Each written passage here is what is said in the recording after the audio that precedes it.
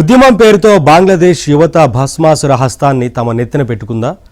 షేక్ హసీనాను తరిమేశాం, ఇక తమదే అంతా అనుకున్న వారు ఇప్పుడు ఇబ్బంది పడుతున్నారా? వరుసగా హిందూ పూజారులను ఎందుకు అరెస్టు చేస్తున్నారు? హిందువులపై బంగ్లాదేశ్లో దాడులను ఎలా అర్థం చేసుకోవాలి?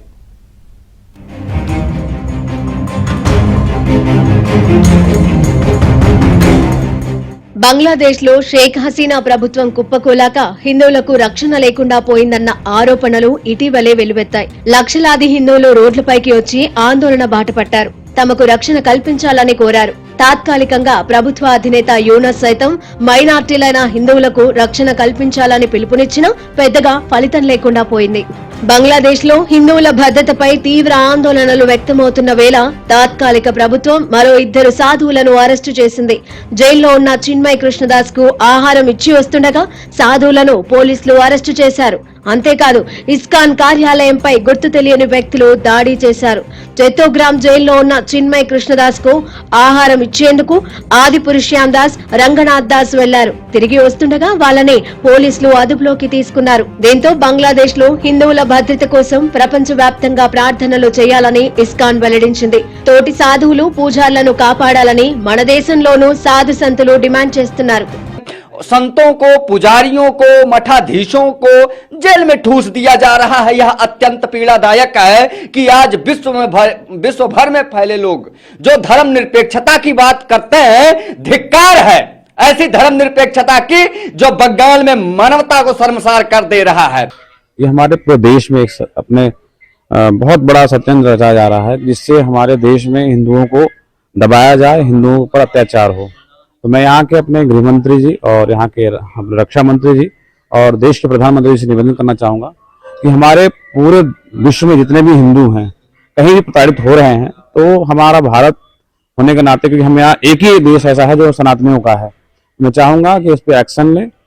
వారికి భద్రత కల్పించాల్సిన మహ్మద్ యూనస్ నేతృత్వంలోని తాత్కాలిక ప్రభుత్వం ప్రేక్షక పాత్ర పోషిస్తోందని ఆరోపించింది ఆర్ఎస్ఎస్.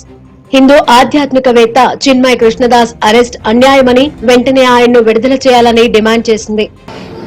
शांति प्रार्थना रखी गई है क्योंकि हम चैतन्य महाप्रभु, श्री राधा पार्षार्थी, भगवान कृष्ण, सीताराम हनुमान जी और नरसिंह भगवान से प्रार्थना करते हैं कि जितनी जल्दी हो सके ये बांग्लादेश में जो कृष्ण भक्तों को और दूसरी जो हमारी हिंदू सनातनी भक्त हैं उनके साथ जो व्यवहार किया जा रहा है, मारकाट मच रहा है, इसको जल्दी से रुके। क्योंकि बांग्लादेश में जिस प्रकार हिंदू के देवी देवताओं के मठ को तोड़ा जा रहा है, हमारे हिंदू भाइयों के घरों को तोड़ा जा रहा है, और जिस प्रकार हमारे हिंदू भाई इतने दुखी हैं वहां के, और 2 साधु संतों को भी वहां की सरकारें, वहां की प्रशासन जेल में डाल रही है। ये तो लग रहा है कि बांग्लादेश पाकिस्तान में जैसे अत्याचार होता था हिंदुओं पर, वैसे पाकिस्तान के जैसा बांग्लादेश में हो रहा है। ये तो आतंकवादी के जैसा वातावरण वहां हो रहा है। बहुत सारे लोग एकत्रित होकर जब अपील करते हैं तो सरकार सुनती है उस बात को। उसी प्रकार ऊंची सरकार अर्थात ईश्वर जब कई भक्त लोग एकत्रित आकर संकीर्तन करें, सम्यक मिलियते अर्थात सब लोग मिलकर जब कीर्तन करें, भगवान की कीर्ति गाएं, उनसे अपील करें, तो फिर भगवान अवश्य इस प्रार्थना को सुनते हैं। इस संदर्भ में हम लोग यहाँ पर ये कीर्तन का आयोजित किए हैं। हरे कृष्णा कृष्णा कृष्णा हरे हरे। తమ దేశంలో మైనారిటీలపై జరుగుతున్న దాడుల వెనుక ప్రభుత్వం లేదని, అవి చెదురుమదురు ఘటనలేనని ఐక్యరాజ్య సమితికి బంగ్లాదేశ్ తెలిపింది. చిన్మయ్ కృష్ణదాస్ అరెస్టును వక్రీకరిస్తున్నారని, అతనిపై నిర్దిష్టమైన అభియోగాలు నమోదయ్యాయని వెల్లడించింది. చట్టబద్దంగానే కోర్టులో విచారణ జరుగుతోందని పేర్కొంది. అక్టోబర్ 25న బంగ్లాదేశ్ లోని ఢాకాలో జరిగిన ఓ ర్యాలీలో పాల్గొన్న కృష్ణదాస్ ఆ దేశ జెండాను అగౌరవపరిచారన్న ఆరోపణలతో అరెస్టు చేశారు. ఢాకా అంతర్జాతీయ విమానాశ్రయంలో ఆయనను అదుపులోకి తీసుకున్నారు. అంతేకాదు ఈ వ్యవహారంలో భాగంగా ఆయన బ్యాంకు ఖాతాలను అధికారులు ఫ్రీజ్ చేశారు. ఆయనతో పాటు ఇస్కాన్ తో సంబంధం ఉన్న మరో 17 మంది బ్యాంకు ఖాతాల లావాదేవీలను నిలిపివేశారు. అక్కడ హిందువులు ఎంత ఇబ్బంది పడినా వాళ్ళకి ఏదో మనం బయట నుంచి వచ్చి రక్షిస్తాం అనకుండా మనం డిప్లొమాటిక్ గా ఎన్ని స్టెప్స్ ఉన్నాయో అన్ని చేయాలి. దాని తర్వాత ఏం చేసుకోవాలి బంగ్లాదేశ్తో అని ఆలోచన వస్తుంది.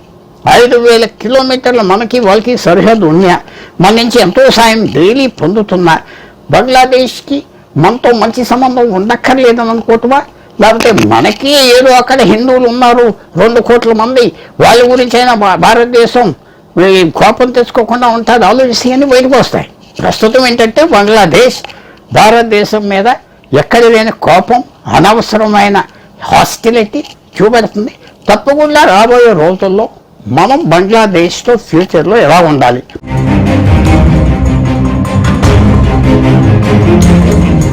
అవినీతి అక్రమాలు జరుగుతున్నాయంటూ ఆగస్టులో జరిగిన తిరుగుబాటులో బంగ్లాదేశ్ అప్పటి ప్రధాని షేక్ హసీనా తన పదవిని కోల్పోయారు.